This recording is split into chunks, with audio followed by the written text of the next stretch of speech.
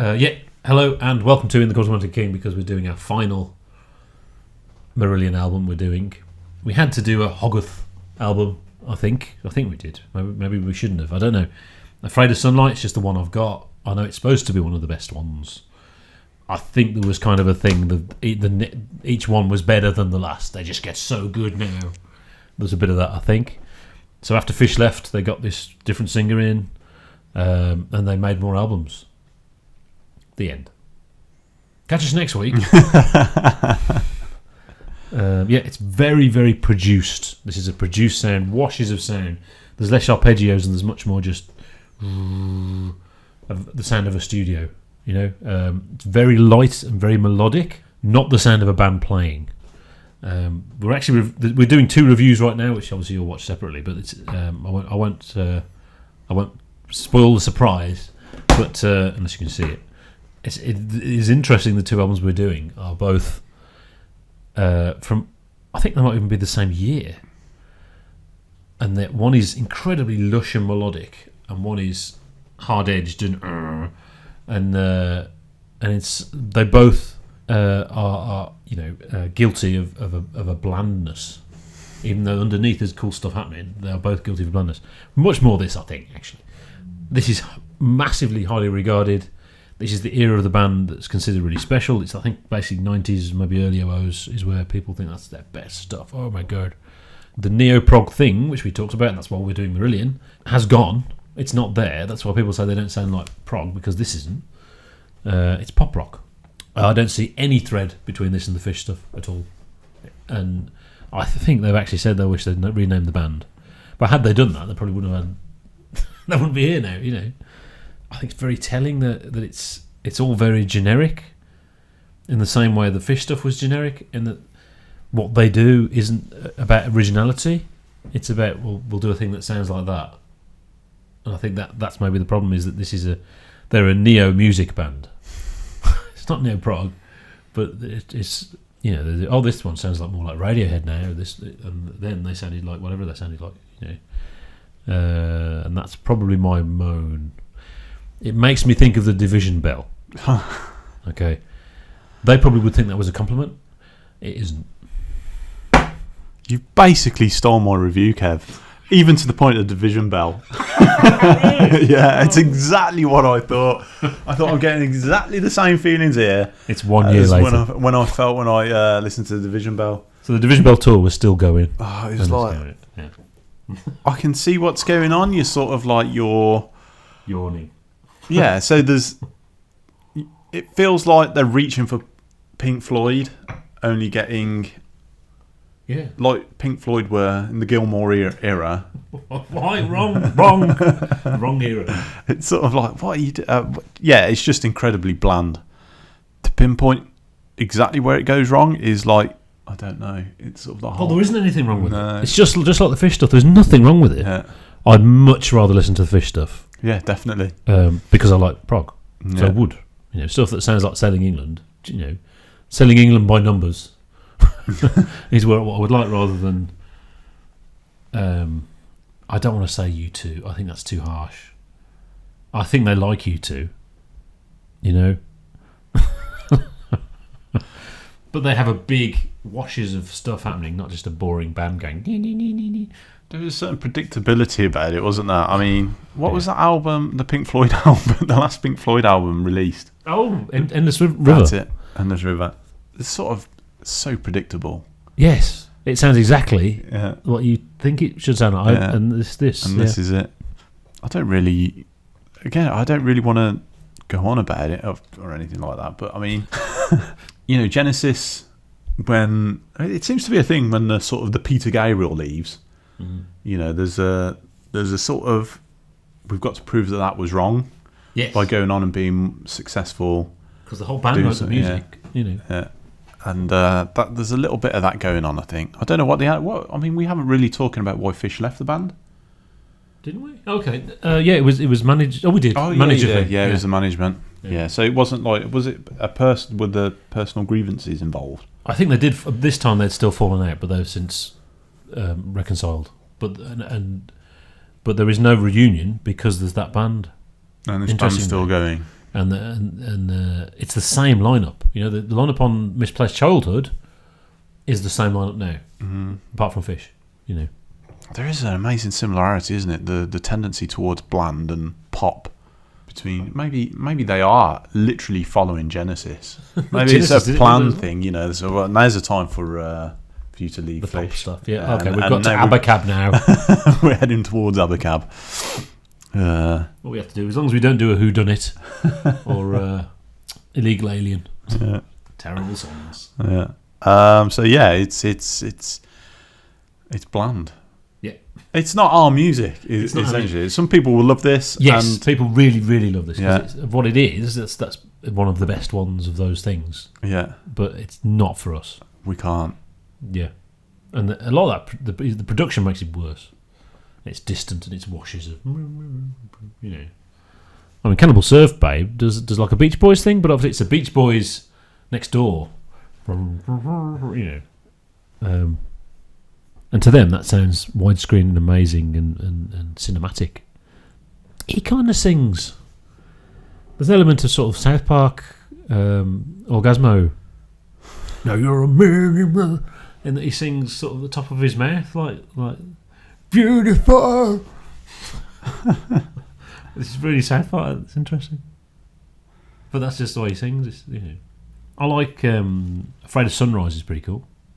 I suppose it's when it's more atmospheric and sound effects stuff. When they're actually being a little bit ambient, that's the bits I would like more.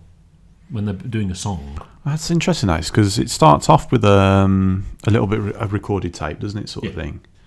And straight away I thought, oh God, no. Now, I normally do like that sort of thing. Yeah. But it's when it's done right and tastefully. So yeah, you can tell that something interesting is going to happen. Or, it's one of those albums that's got tape or something on it. Never mind. Yeah. Yeah, bought this album when it came out, when we were in sixth form. Really? Yeah, I borrowed it. I haven't listened to it. And I remember thinking, this is good, and I was supposed to like this. And Marillion, after getting to Marillion, that's a band, and just giving it him back. And then not listening to it again for 20 years. And it's probably 20 years. And yet you bought it again. And that was part of the trying to get into Marillion thing. Well, okay, I know that's a good one. Buy that one. And I put the music on, and the music played, and then it had finished. Then it was 2019, and I had to review it. Yeah. That's that then. That's that. We can't say any more of that. What do you think of Marillion? Yeah. Or what do you think of Hogarth Marillion? I don't really want to have a go at Hogarth. It's like again with Genesis. You know, Peter Gabriel leaves, but you know, Phil Collins takes over, and there is absolutely nothing wrong with his. It's brilliant. You know, he's got more range and technique. He's far better than Peter Gabriel. Technically, he's a better singer. So it's not about the personalities. It's just he doesn't sound anything like Fish, though. That's the thing. So they didn't get. It's very different to Genesis in a way, in that they got someone who sounds completely different. Reviews are all positive. Strangely. Even though they're hated. Are they contemporary reviews or modern reviews? Both. Wow. Isn't that strange? You know, Q magazine said they were wonderful. The most consistent Marillion album to release to date. It is consistent. Actually, I think they've all been pretty consistent. Yes. Yeah, there's nothing bad on any of these albums. Yeah. 1995 was just shit. Shit. It's forbidden by Black Sabbath is 1995. There's probably really good dance music. 95, I can't think what that was, but there you go. So here's the point. It was less successful than the previous albums. I think it was the first time there was a dip. Everything was top 10 before this album, so it wasn't like it dropped off after Fish left. There was a gradual change, and it is considered one of their best. The band have revealed that the record company just stopped marketing them. You know, with the previous album they paid money for marketing, so it sold, and then they stopped marketing them, and it didn't sell so much. And I'm sure the argument would be, people stop listening to them. People need to listen to the new bands, so stop marketing them, and you know. So it's just that people are bored with them. That's why they're not selling. But it's obvious in the 90s, the stuff that sold loads was the stuff that was marketed loads. You know, people bought what they were told to in the 90s. That's how it worked. You know, the record shops had finite space. put this big album here of something boring, everyone's going to buy it because it's there, you know. And the idiots in ponytails hated them, you know. The people who wrote for NME in the 80s now ran the business, and I'm sure there's an element of the people in the record company not really wanting them to be successful. And I'm sure I put that link in the previous video. We haven't put it out yet, of Fish talking about it at the 90s and how you get one band and they do one album, and then while it's finished now, get another band. You know, because that's, you keep the machine going, you keep it going around, you make all the money, you give them a bad record deal. You get a band like this, they get a good record deal because they've got a fan base, and then they don't have control of it and they don't get all the money. You know, the Led Zeppelin thing is the opposite, isn't it? Where, you know, the idea was that the band was supposed to get 30% of revenue from a concert, and the venue would get 70%. And Peter Grant would say, no, you get 10% and we get 90%. Fuck you. And they said, okay. Yeah, exactly. And so that's the opposite, isn't it? And so by the 90s, things have gone back round again. And you know, yes, you should listen to new music, but it doesn't have to be by different people.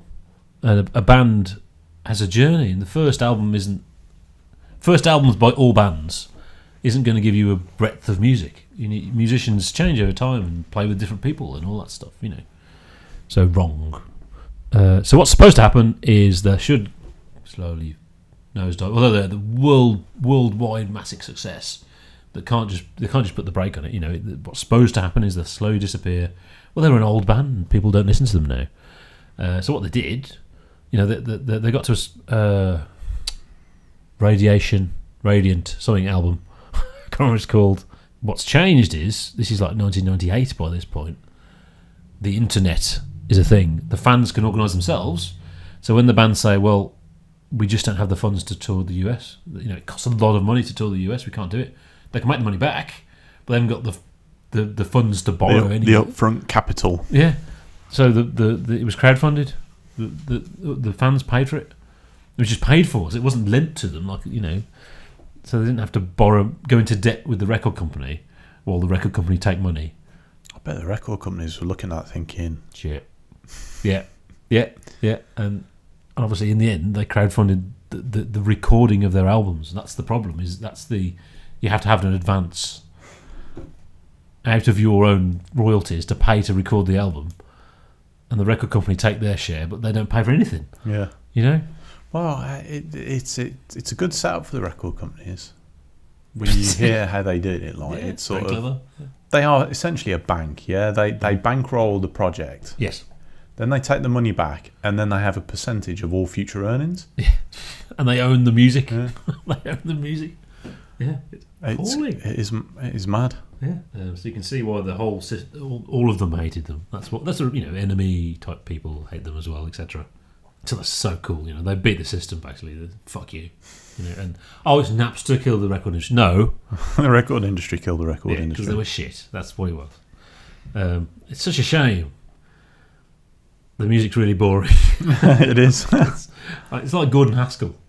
You know, it was so he went on Radio 2. Remember, Gordon Haskell, someone who was, I think he was homeless at one point. He was, you know, he didn't get his King Crimson money and all that, and made some boring music. But he got on radio, played on Radio 2, and then they had to release it, and he made an album, and he I think he's sorted now financially, so he didn't make any more. I think so. Someone can confirm that. But the problem was, Gordon Haskell's boring Radio 2 music was boring Radio 2 music. It wasn't very good. Never mind. See, I was going to say 3 eggs, but I gave Division Bell 3 eggs, which is surprisingly high. And really, that's because of the guitar solos. There must be guitar solos on this. I don't know. Although there must be Steve Rothery doing his thing. Must be on there. I don't remember. So it has to be 2 eggs, because it doesn't have the heights of the guitar solos of Division Bell. Yeah, I agree. 2 eggs, and we've been we've been in agreement on all of these Marillion albums. That's true, isn't it? Strange, isn't it? Yeah.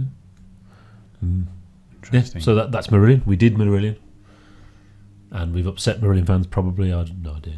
I can't see Marillion fans being like that. That was going to be really nice, aren't they? Marillion is nice, isn't it? I like nice Neil. Yeah, Marillion. The next band we're doing, I think that's going to be a different thing. So, yeah. Controversial.